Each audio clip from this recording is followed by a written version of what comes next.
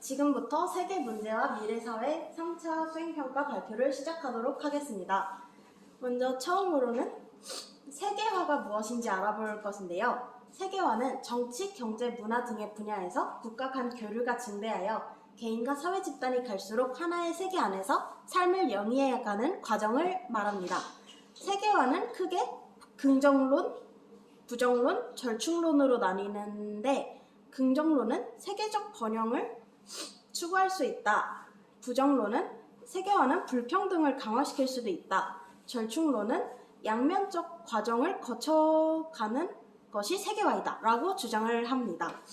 세계화는 2차 세계대전 이후에 정치, 경제, 문화 분야에서 상호 연관을 지으며 진행이 되고 있습니다. 세계화가 동북아시아에 대해서 미치는 영향을 알아보도록 하겠습니다. 먼저 경제에서는 동북아 국가들 간의 무역을 촉진을 하고 글로벌 네트워크 통합을 통해서 경제 발전에 도움을 얻고 있습니다. 그리고 문화 분야에서는 세계화는 문화 교류의 증대, 문화 다양성 확보, 타 문화와 결합을 하는 효과를 주고 있습니다. 그리고 안보에서는 경제적 상호 의존성이 강해져서 안보 위험 가능성을 상승을 시킬 수도 있고 국제 협력을 통한 지역 안정이 강화될 수도 있습니다. 그런데 이거는 경우에 따라서 경제적 상호 의존성이 강해질 때 안보 위험이 상승할 수도 있고 하강할 수도 있으며 국제 협력을 통한 지역 안정도 상황에 따라서 좋을 수도 있고 나쁜 영향을 미칠 수도 있습니다.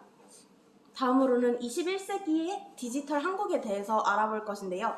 먼저 디지털이 뭐냐면 0과 1로 조합을 만든 후에 조작하고 처리를 해서 정보를 생산하고 유통하고 전달하는 것을 편하게 합니다. 한국은 물질의 희소성에 바탕을 둔 경제, 즉 아날로그 경제에서 무한한 비트로 이루어진 경제, 디지털 경제로 변화를 했습니다. 이는 2000년대 후반 애플의 아이폰 출시 이후로 급성장되었으며 고속 인터넷, IT 기술의 투자, 높은 스마트폰 보급률이 21세기의 디지털 한국을 만드는 데 큰 기여를 했다고 볼 수가 있겠습니다. 다음으로는 21세기의 아날로그 일본에 대해서 알아볼 것인데요. 아까 말했듯이 물질의 희소성에 바탕을 둔 경제로 유한성을 가진다는 큰 단점이 있습니다. 그리고 일본은 전통적 방식을 고집하기 때문에 세계화 시장에 크게 불리한 점을 가지고 있고 디지털화가 진행 중인 세계 시장에서 성장이 특히 더딜 것으로 보입니다. 이로 인해서 일본은 지금 인터넷 접근성이 낮고 관련 인프라가 부족한 현상을 보이고 있습니다.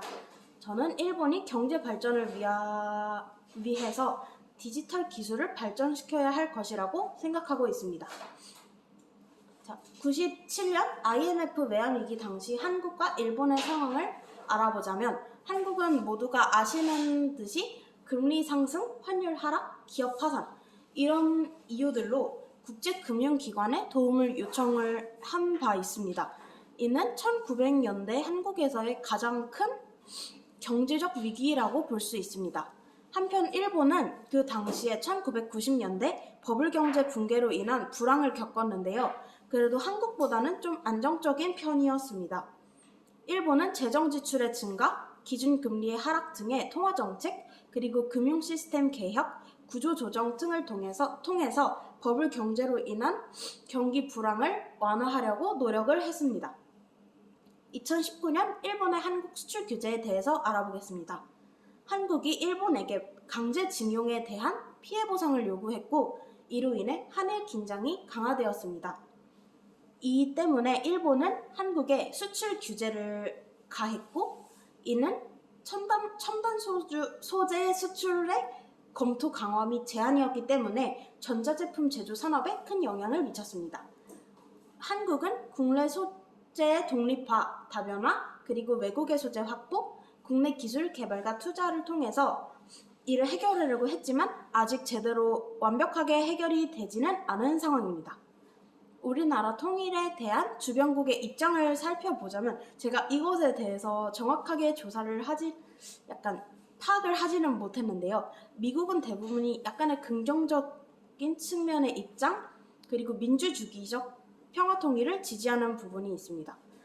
그리고 중국과 일본, 러시아의 입장은 꽤나 복합적인데요. 주변 4국이 모두 한반도의 안정을 지지를 하기는 하지만 그래도 한반도의 안정보다는 자국의 이익을 꽤나 많이 고려하고 있는 것으로 생각해 볼 수가 있겠습니다. 통일 비용과 분단 비용에 대해서 알아보겠습니다. 먼저 남북 대결 비용이 통일 비용이라고 불리는 것인데요.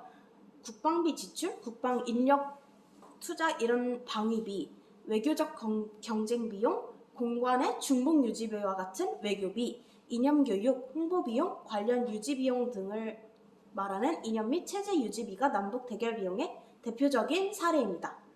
통일 비용은 이렇게 많이 발생을 하지만 통일 편익은 통일 한국이 존재하는 이상 영원히 발생하는 이익이기 때문에 통일 편익이 통일 비용보다 클 수밖에 없습니다.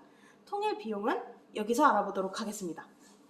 통일 이후에는 경제 시장이 확대가 되는 효과를 얻을 수 있으며 남북 지역 경제가 결합되어서 중국과 러시아로 교역이 증대되는 효과를 얻을 수도 있고 북한에 있는 지하자원을 잘 활용할 수도 있습니다. 그리고 이산가족 문제, 북한 주민 인권 신장과 같은 인도적 편익을 얻을 수도 있고 학술 문화 발전, 관광 문화 여가 서비스를 늘리는 문화적 편익도 얻을 수 있습니다. 그리고 국제적 위상이 제고되고 전쟁 위험이 해소되는 정치적 편익까지 얻을 수 있을 것으로 예상이 되고 있습니다. 통일 한국 대비책을 독일의 사례를 통해서 마련을 해보도록 하겠습니다. 독일은 1949년에 분단되어서 1990년 10월 3일에 통일이 되었는데요. 1972년부터 1987년까지 34차례 이상의 협상이 있었던 것으로 알려지고 있습니다. 이는 과학과 기술, 문화 같은 협력 체계를 구축을 하고 민간인 교류 등을 포함을 하고 있습니다.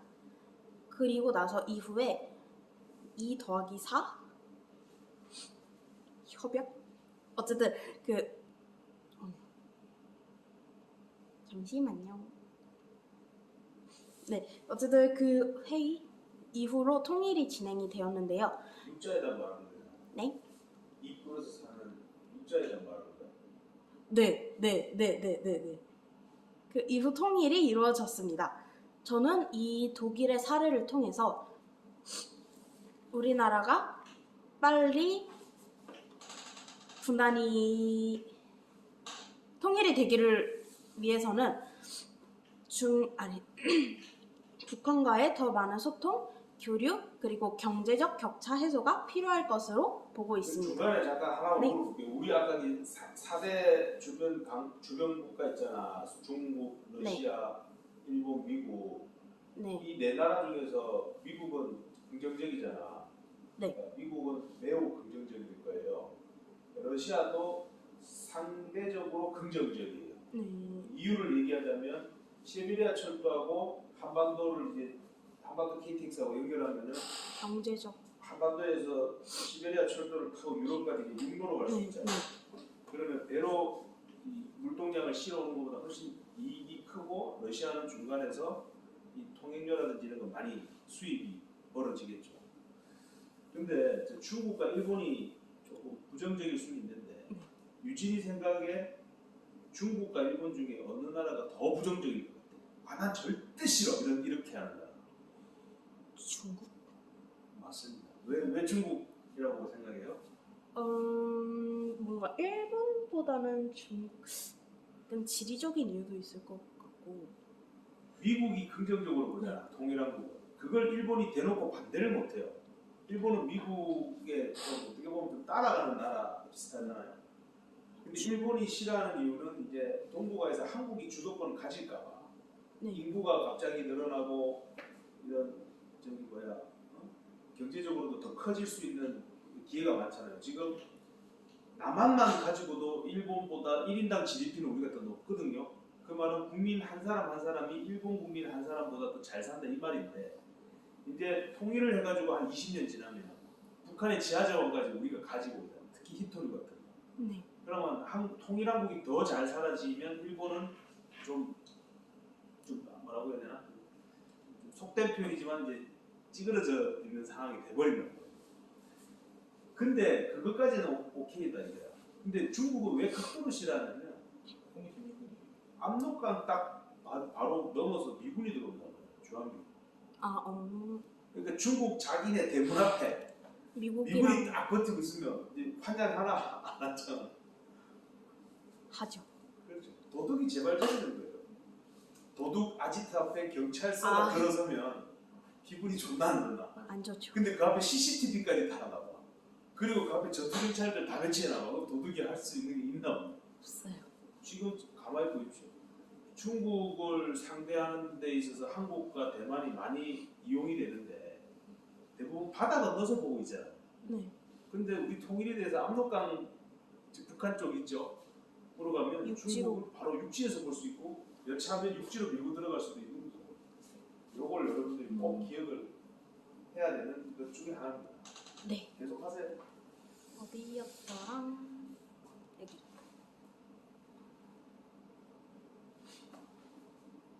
네, 일단 그래가지고 저는 독일의 사례를 통해서 더 많은 소통과 교류 그리고 경제적 격차가 해소가 필요할 것으로 보고 있습니다. 다음으로 동북아 평화를 위한 한국, 중국, 일본의 노력 방안에 대해서 살펴보도록 할 텐데요. 먼저 이 세 국가의 지속적 소통과 협력을 통하여 네. 중국의 대만 침공과 한국 안보 위기 가능성. 이거는 선생님이 저번에 너무 자세히 설명을 해주셔가지고 간단하게 요약만 해봤습니다.